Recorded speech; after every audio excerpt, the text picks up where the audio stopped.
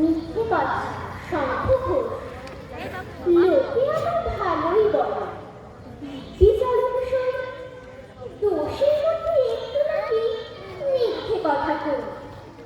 ঘাটশিলাতে যাবার পথে ট্রেন ছুটছে যখন, মায়ের কাছে বাবার কাছে করছি বকম বকম। হঠাৎ দেখি মাঠের মধ্যে চলন্ত সব গাছে এক এক রকম ভঙ্গি ফোটে, এক এক রকম নাচে। ও মা, দেখো নৃত্যনাট্য। যেই বলেছি আমি, মা বকে দেয়, বড্ড তোমার বেড়েছে ফাজলামি। চিড়িয়াখানার নাম জানো তো? আমার সেজো মেশো। আদর করে দেখিয়েছিলে পশুরাজের কেশর। কদিন পরে চোখ খসানো দেয়াল জুড়ে এটি ঠিক অবিকল সেই রকমই মূর্তি যেন দেখি।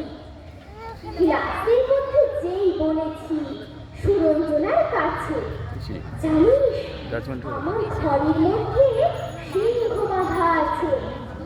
শুনতে পেয়ে দিদিমণি অমনি বলে, শোনো, এসব কথা আবার যেন না শুনি কখনো। বলি না তাই সেসব কথা, সামনে থাকে খুব। কিন্তু সেদিন হয়েছে কি, এমনি বেয়াকুল। আকাশ পারে আবারও চোখ দিয়েছে আটকে, শরৎ মেঘে দেখতে পেলাম রবীন্দ্রনাথকে। নমস্কার।